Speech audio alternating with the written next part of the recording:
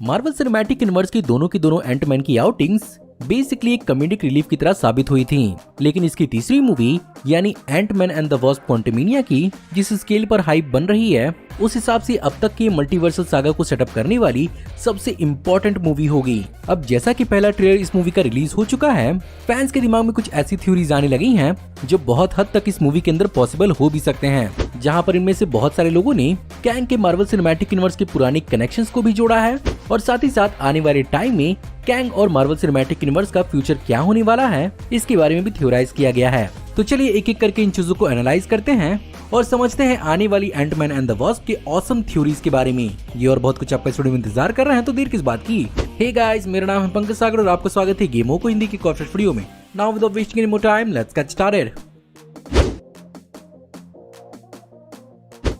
Kang के बारे में जेनेट वैन डाइन को आखिर कैसे मालूम है, ये सवाल ट्रेलर को देखते हुए ही मेरे दिमाग में पॉप अप हुआ था। और जैसा कि लोकी सीरीज के एंड में इस बात का पता चला था कि actually originally Kang Marvel cinematic universe के अंदर एग्जिस्ट नहीं करता था, क्योंकि यहाँ पर ही हू रिमेन्स कैंग्स की मल्टीवर्सल लड़ाई में जीतकर उन्हें अर्थ की सीक्रेट टाइमलाइन से खदेड़ चुका था। तो यहाँ पर सवाल उठता है कि अगर कोई भी कैंग था ही नहीं तो यहाँ पर जेनेट वैन डाइन को आखिर उसके बारे में कैसे मालूम है।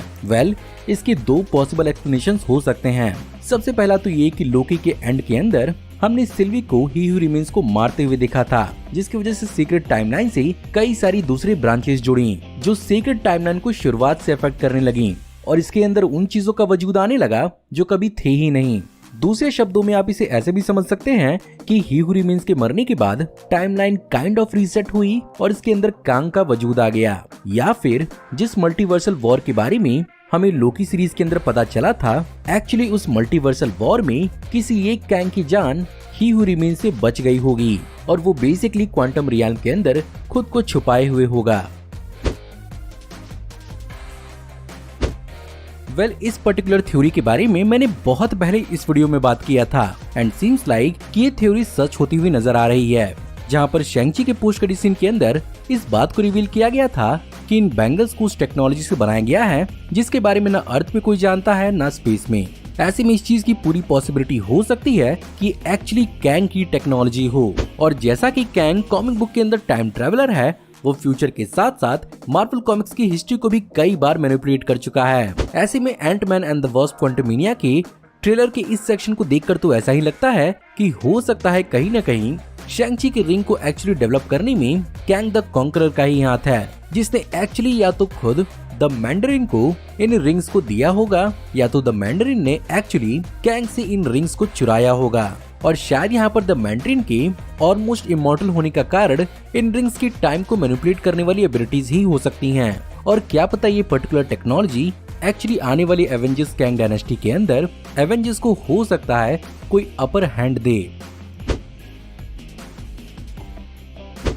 लेकिन अब सवाल उठता है कि कैंग द कॉन्करर को एक्चुअली यहाँ पर स्कॉट लैंग से क्या जरूरत पड़ गई। जैसा कि मैंने आपको पहले ही बताया था कि हो सकता है कि ये कैंग द कॉन्करर खुद को छुपाए हुए था। ऐसा भी हो सकता है कि एक्चुअली यहाँ पर कैंग द कॉन्करर हजारों सालों से फंसा हुआ हो और भले ही यहाँ पर क्वांटम रियल्म की अनबिलीवेबल पावर का इस्तेमाल करके उसने अपनी खुद की एक बहुत बड़ी आर्मी क्रिएट ही क्यों न कर ली हो, लेकिन उसके पास बाहर जाने का कोई तरीका ना हो। ऐसे में यहाँ पर उसे हैंग पिंग के बनाए हुए पिम पार्टिकल्स की जरूरत पड़ सकती है। और क्या पता यहाँ पर कैंग स्कॉट को उसके फैमिली के थ्रू से मैनिपुलेट करने की कोशिश कर रहा हो, और पॉसिबली हो सकता है कि इस मूवी के एंड तक एंटमैन और उसका पूरा परिवार ही जिम्मेदार हो कैंग द कॉन्करर की अर्थ 616 के अंदर फ्री होने का, और यहीं से बेसिकली एवेंजर्स कैंग डायनेस्टी शायद सेटअप होगी, जहां पर अपनी पावर्स और अपनी आर्मी का इस्तेमाल करके कैंग एक्चुअली पूरी की पूरी दुनिया पर ही अपना कब्जा जमाना चाहेगा। और क्या पता यहाँ पर स्कॉट और उसका पूरा परिवार क्वांटम रियल्म के अंदर ही फंसा रह जाए,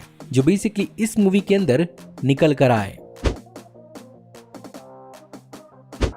अब यहाँ पर सवाल ये उठता है कि इनके यहाँ पर फंसने के बाद इन्हें निकलने में आखिर हेल्प कौन करेगा। जैसा कि मार्वल सिनेमैटिक यूनिवर्स के अंदर मार्वल स्टूडियोज की आदत है कैरेक्टर्स का हिंट और इंट्रोडक्शन उनकी ऑफिशियल मूवी से पहले देने का, हो सकता है कि यहाँ पर ब्लैक पैंथर और स्पाइडरमैन के ही तरीके से यहाँ पर हमें फैंटास्टिक फोर का भी सबसे पहला कैमियो क्वांटम रियल्म के ही अंदर दिख जाए, जहाँ पर हमने जेनेट वैन डाइन के म्यूटेट होने की एबिलिटी से इस बात को तो नोटिस किया ही था कि क्वांटम रियल्म एक्चुअली लोगों को पावर दे सकता है। तो हो सकता है कि यहाँ पर कैंग एक्चुअली कुछ पुराने साइंटिस्ट को कई सालों से क्वांटम रियान के अंदर कैद करके रखा हो। क्या पता ये साइंटिस्ट बेसिकली हैंक पिम के पुराने कलीग हों और यहाँ पर रहते रहते उनके पास ये ताकतें यहाँ पर इन्हें मिल जाएं। वैसे भी रिसेंटली इस बात को यहाँ पर केविन फाइगी ने समझाया था कि फैंटास्टिक फोर की मूवी एक्चुअली कोई ओरिजिन स्टोरी नहीं होगी, तो ऐसे में ओरिजिन कहीं न कहीं तो इनकी दिखानी पड़ेगी ही। और क्या पता इन्हीं कैरेक्टर्स के साथ मिलकर स्कॉट रोज की पूरी फैमिली एवेंजर्स कैंग डायनेस्टी के अंदर फ्री हो और यहाँ पर एक्चुअली रीड रिचर्ड्स एक्चुअली अपना इंपॉर्टेंट रोल प्ले करें एवेंजर्स सीक्रेट वॉर्स के अंदर। एंटमैन 1, 2 और यहाँ तक कि एंड गेम मूवी के अंदर भी स्कॉट बेसिकली एक बहुत ही बेहतरीन कॉमेडिक रिलीफ था, लेकिन एक्चुअली वक्त आ गया है इस कैरेक्टर को एक्चुअली रिडीम करने का, जिसका हिंट उन फैंस को मिला था जिन्होंने कॉमिक कॉन और D23 को अटेंड किया था, जहां पर इस मूवी के कुछ स्पेशल ट्रेलर्स को दिखाया गया था और एक ट्रेलर के अंदर हमें स्कॉट लैंग की बहुत ही बुरी हालत दिखाई गई थी, जो बहुत सारे फैंस को ये स्पेकुलेट करने पर मजबूर कर रहा है कि हो सकता है कि इस मूवी के अंदर स्कॉट लैंग की एक्चुअली क्लाइमेक्स में जान चली जाए। सो गाइस, ये थी मेरी कुछ theories Ant Man and the Wasp Quantumania को लेकर। मैं उम्मीद करता हूँ कि आपको आज की वीडियो पसंद जरूर आई होगी, और अगर आपको आज की वीडियो पसंद आई हो तो प्लीज वीडियो को लाइक जरूर करिएगा। और हाँ, हमें कमेंट्स में आप अपनी थ्योरीज भी जरूर बताइएगा जो आपको लगता हो कि Ant Man and the Wasp Quantumania में सच हो सकती हैं। हमारी आने वाली ऐसी ही ऑसम वीडियोस को देखते रहने के लिए हमारे चैनल को सब्सक्राइब करिए, बेल वाले आइकन को दबाइए और हमारे वीडियोस को बिना मिस किए एंजॉय करते रहिए। और अगर आप चाहें तो इस वीडियो के लिंक को अपने दोस्तों के बीच में इस तरह से उतना शेयर करें। Thank you for watching, see you in the next video. Till then take care, good bye.